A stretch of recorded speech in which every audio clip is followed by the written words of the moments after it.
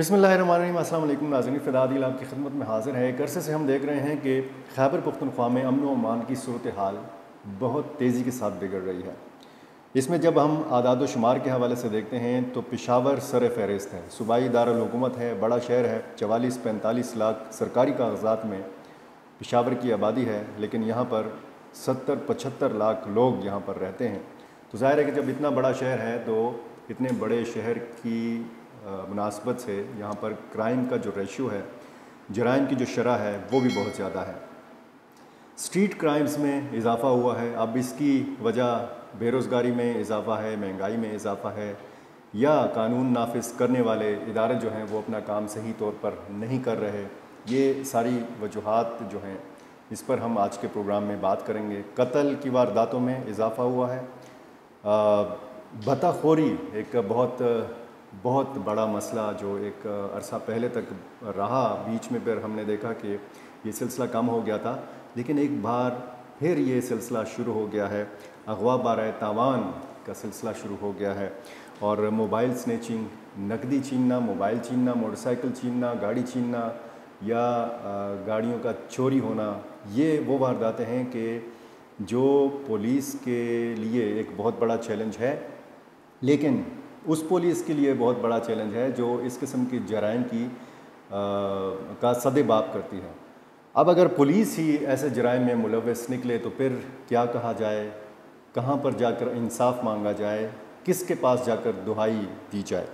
एक बहुत अफसोसनाक वाक़या बाड़ा में पेश आया है कि जहाँ पर SHO बाड़ा ने मुबैना तौर पर CTD के एहलकारों के साथ मिलकर एक शहरी को तावान के लिए अगवा किया। उस शहरी से कितना तावान तलब किया गया और इस SHO के ख़िलाफ़ क्या कार्रवाई हुई, ये भी हम आज के प्रोग्राम में आपको बताएंगे। और जो अमन व अमान की सूरत हाल पूरे सूबे में है, अगले प्रोग्रामों में हम इसका जायज़ा लेंगे, लेकिन आज का जो हमारा फोकस है वो सिर्फ सूबाई दारुल हुकूमत पेशावर है। पेशावर के सीनियर क्राइम जर्नलिस्ट रोज़नामा आज के मंजे हुए क्राइम रिपोर्टर जनाब एहसन अवान साहब हमारे साथ आज के प्रोग्राम में शरीक गुफ्तगू होंगे। एहसन, बहुत शुक्रिया। पहले तो अगर हम ये जो बड़ी वारदात हुई है, बड़ी वारदात इसलिए कि एहसन गुज़श्ता दिनों एक तकरीब में वज़ीर आला खैबर पख्तूनख्वा महमूद ख़ान ने कहा था कि हर इलाके के SHO को पता होता है कि जराइम के पीछे कौन है। वो प्रोग्राम मनशियात के हवाले से था तो उनका इशारा मनशियात फ़रोशों की तरफ था, लेकिन मजमूई तौर पर उनका ये कहना बजा था कि हर थाने के SHO को मालूम होता है कि उनके इलाके में क्या क्या होता है। अब अगर एक SHO पर ये इल्ज़ाम लगाया गया है कि वो एक शहरी के अगवा में मुलव्वस है, तो ज़ाहिर है कि ये एक बहुत बड़ी तशवीश की बात है। और जो मनशियात से सेहतयाब होने वाले लोग हैं उनसे भी जब हमारी बातें हुई, उन्होंने भी ये इल्ज़ाम लगाया कि जी पुलिस वाले उनको नशा देते थे। तो ये जो पुलिस का मुलव्वस होना है इस किस्म की वारदातों में, ये तो ज़ाहिर है कि शहरियों के लिए बड़ी तशवीश की बात है। ऐसा जी, बहुत शुक्रिया फ़िदा भाई, आपने बात की पुलिस के मुलव्वस होने पे वारदातों में।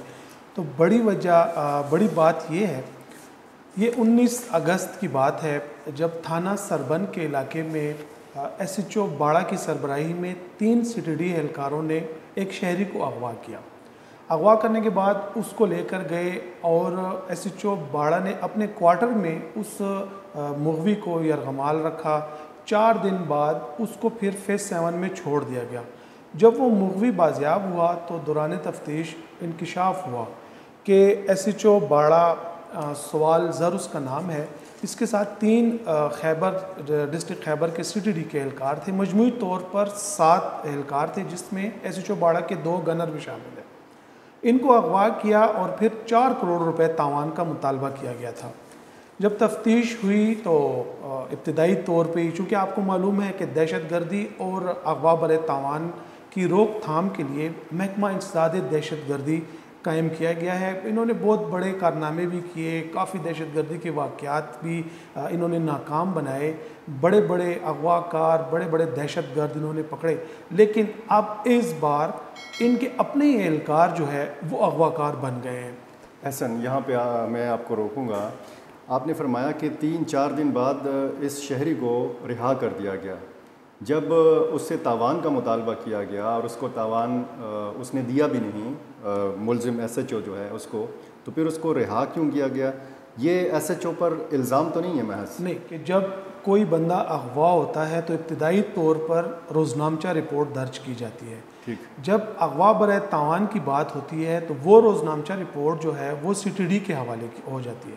سی ٹی ڈی کا پھر یہ ڈومین ہے کہ وہ اس پہ تفتیش کرے کہ آیا واقعی یہ بندہ اغوا برائے تاوان سے اغوا ہوا ہے یا کوئی ذاتی معاملہ ہے. جب سی ٹی ڈی نے تفتیش شروع کی تو ابتدائی طور پر ہی معلوم ہو گیا تھا کہ سی ٹی ڈی کے اپنے ہی 3 اہلکار جو ہے ان کی نشاندہی ہو گئی تھی کہ یہ اغوا میں ملوث ہے. جب ان کو معلوم ہوا کہ بانڈا تو پھوٹ گیا ہے، انہوں نے پھر اس مغوی کو فیس 7 میں چھوڑ دیا. اچھا، پھر جب مغوی بازیاب ہوا وہ آیا تو پولیس کو جب اس نے بتایا کہ مجھے جیسے انہوں نے اغوا کیا تو مجھ سے راڈو گڑی اور 38,000 روپیہ انہوں نے اسی وقت لے لیا تھا. تشدد کا نشانہ بناتے رہے. پھر مجھ سے اے ٹی ایم کارڈ لیا اور میرے اکاؤنٹ سے 92,000 روپیہ انہوں نے نکالے ہیں اے ٹی ایم سے. پھر میرے بھائی کو اس کہتے ہیں کہ کال کی اور اس سے 4 کروڑ روپے کا تاوان کا مطالبہ کرتے رہے. لیکن اصل حقائق جب سامنے آئے، یہ پھنس گئے، نشاندہی ہو گئی، تو پھر انہوں نے مغوی کو ادھر ہی فیس 7، چونکہ فیس 7 اور خیبر یہ باؤنڈری لائن ہے تو فیس 7 کے گیٹ پہ ان کو اس مغوی کو چھوڑ دیا تھا. اب باضابطہ طور پر تھانہ سربن میں ان اہلکاروں کے خلاف اغوا کا مقدمہ درج ہوا ہے. ان میں 3 سی ٹی ڈی اہلکار جو ہیں وہ گرفتار ہیں اور ایس ایچ او باڑا سوال زر جو ہے وہ چونکہ اس گینگ کا سرغنہ تھا، اس نے اپنی بی بی اے کروائی ہوئی ہے، ان قریب اس کو بھی اچھا وہ ضمانت پہ ایس ایچ او صاحب جو ہیں وہ ضمانت پر ہیں. جی ہاں. اچھا، اس میں ایسا یہ تو نہیں ہے کہ جو ڈپارٹمنٹل ایک جیلسی ہوتی ہے ڈپارٹمنٹس کے اندر، ایک افسر کی دوسرے افسر کے ساتھ نہیں لگتی، تو یہ معاملہ تو نہیں ہے کہ اس ایس ایچ او کو یعنی یہ ہوں بے گناہ اور اس کو ایسے ہی پھنسایا جا رہا ہو؟ نہیں، ایسی بات نہیں ہے. اب تک کی تفتیش میں یہ بالکل واضح ہے. اس سے پہلے ایس ایچ او لنڈی کوتل اپنے بیٹے سمیت منشیات سمگلنگ میں گرفتار ہوا تھا. اس کو تھانہ گلبہار کی حدود میں پکڑا، اس کو گرفتار کیا گیا تھا. جو منشیات سمگل کر رہا تھا وہ بھی حاضر سروس ایس ایچ او لنڈی کوتل تھا. اس کے بعد پشاور کا ایک پولیس کانسٹیبل جو سنیچنگ میں ملوث تھا، اس کو تھانہ غربی کی حدود میں ریڈ ہینڈڈ اس کو گرفتار کیا گیا تھا. تو یہ ایسی الزام لگانا اور وہ نہیں ہے، پراپر انکوائری کے بعد ہی یہ اصل حقائق سامنے. اگر ایس ایچ اوز کا یہ حال ہے آپ کے کہنے کے مطابق اور جو تفتیش اب تک سامنے آئی ہے، تو پھر جو نچلا عملہ ہے، جو پولیس اہلکار ہیں، ان کا پھر کیا حال ہوگا؟ بالکل آپ کی بات درست ہے. جتنے بھی نچلا طبقہ ہے، اکثریت جو ہے وہ جرائم پیشہ اور منشیات فروشوں کے ساتھ ان کے روابط ہیں. تو پھر اس کے لیے اصلاح کے لیے کیا کیا جا رہا ہے؟ اصلاح کے لیے یہ جیسے پچھلے دنوں آپ کو یاد ہوگا پشاور کے نواحی علاقے میں ایک قتل کی لرزہ خیز واردات ہوئی تھی، جس میں جو مقتول تھا اس کو ذبح کیا گیا تھا، اس کے ہاتھ پاؤں بھی کاٹے گئے تھے. اس ملزمان کے ساتھ پشاور پولیس کے 2 ایس ایچ او سمیت 22 اہلکاروں کے روابط تھے. جب پولیس کارروائی کرتی تھی تو وہ باقاعدہ طور پہ ان نے اطلاع اور ان کے ساتھ پوری ان کی پلاننگ میں شامل تھے. تو ان 22 اہلکاروں کو بھی سی سی پی او پشاور کے احکامات پر نہ صرف معطل کیا گیا ہے، بلکہ ایس پی رورل سلیم عباس ہے، ان کی سربراہی میں ایک تحقیقاتی کمیٹی بھی قائم ہے. تحقیقات تقریباً مکمل ہو چکے ہیں کیونکہ موبائل ڈیٹا کے ذریعے ان کے روابط سامنے آئے ہیں. تو ان قریب ان کو ملازمت سے فارغ بھی کیا جائے گا، یہ فیصلہ کیا گیا ہے.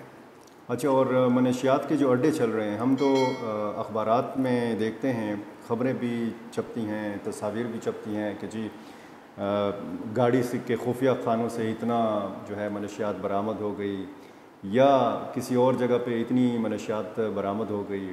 جو اسمگلر ہیں ان کو گرفتار کر لیا گیا. جو بیچنے والے ہیں، جو تیار کرنے والے ہیں، وہ آج تک نہیں پکڑے گئے. احسن دیکھیں، یہ ایک تلخ حقیقت ہے جو آج اس فلور پہ میں آپ کو بتا رہا ہوں. پشاور پولیس کے پاس ایک لسٹ ہے، ہر تھانے کی حدود میں ایک لسٹ اپڈیٹ ہوتی ہے جس میں منشیات فروش، اس کے والد کا نام، اس کا ایڈریس یہ موجود ہوتا ہے. یہ لسٹ صرف اپڈیٹ ہوتی ہے، یہ کارروائی نہیں ہوتی؟ کارروائی اس پہ فرضی کارروائی کہہ لیں، فرضی کارروائی ہوتی ہے. کوئی افسر آ گیا، اس نے ایس ایچ او یا سرکل ڈی ایس پی یا ڈویژن ایس پی کو اگر اس نے کہا ہے کہ بھئی منشیات فروشوں کے خلاف اور آئس فروشوں کے خلاف کریک ڈاؤن کریں، تو یہ ان کو کہتے ہیں کہ اوپر سے آرڈر ہے، آپ آ جائیں 2 کلو یا 1 کلو چرس یا افیون یا اس طرح آئس، اس کا ایک فرضی ایف آئی آر کر لیتے ہیں. آگے ٹیبل پہ وہ چرس، افیون اور آئس رکھ دیتے ہیں، اس کی فوٹو سیشن ہو جاتی ہے، پیچھے وہ بندہ کھڑا ہو جاتا ہے اور وہ بندہ بھی اس کا چہرہ بھی چھپایا ہوتا ہے. اس طرح شراب فروش جو ہیں ان کی بھی یہی پروسیس ہوتا ہے. کبھی ایسا نہیں ہوا کہ کسی منشیات فروش کو پکڑا گیا ہو اور اس کو میڈیا کے سامنے بھی اسی طرح کھلے چہرے کے ساتھ پیش کیا جائے اور پھر علاقے کی مسجد میں بھی اس کو پیش کیا جائے تمام علاقے کے لوگوں کے سامنے کہ یہ جی آپ کے علاقے کا منشیات فروش تھا اور یہ زہر جو ہے یہ بیچتا تھا؟ کبھی ایسے نہیں ہوا. چونکہ پولیس کہتی ہے وہ ہماری اکثر جو اس نالت میں مبتلا ہوتے ہیں، یہ جو بیچتے ہیں، اکثر ہماری ان سے بات ہوتی ہے، وہ یہی کہتے ہیں کہ میں یہ دھندا چھوڑنا چاہتا ہوں، لیکن پولیس کہتی ہے کہ نہیں، یہ تم کرو اور ہمیں پیسے دو. مہینے کے ان کے ساتھ انہوں نے وہ کیا ہوتا ہے جسے ماہواری کہتے ہیں. بس ہر ایس ایچ او نے اپنا کار خاص چھوڑا ہوا ہے، وہ جاتے ہیں، مہینہ پورا ہوتا ہے، ان کو پیسے مل جاتے ہیں اور ان کے خلاف پھر فرضی کارروائیاں ہوتی ہیں، فرضی ایف آئی آرز ہوتی ہیں.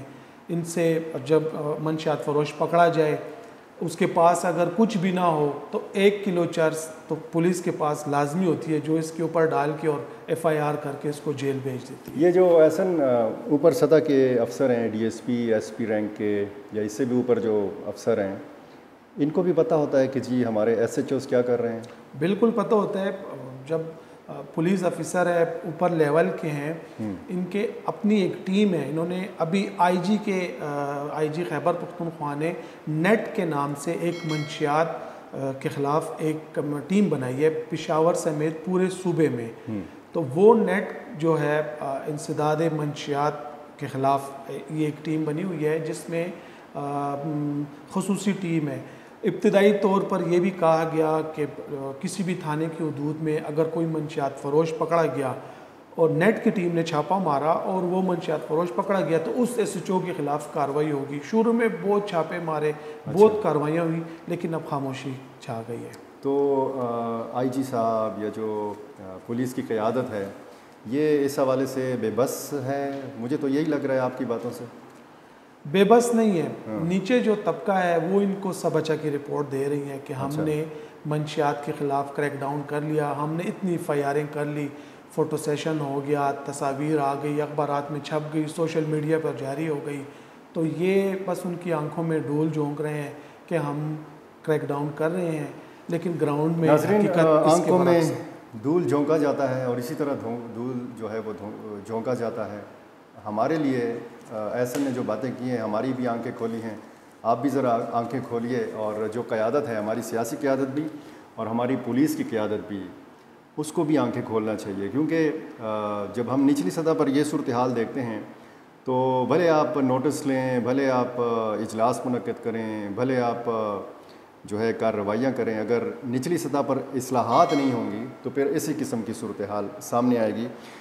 مزید اس دلخراش جو اعداد و شمار ہیں پشاور کے حوالے سے وہ بھی آپ کے بتائیں گے آپ کو، لیکن اگلے پروگرام میں بتائیں گے. اگلا پروگرام ضرور دیکھیے گا کیونکہ اس میں بھی اسی قسم کے انکشافات ہم احسن عوان سے سنیں گے. ہمارے ساتھ رہیے.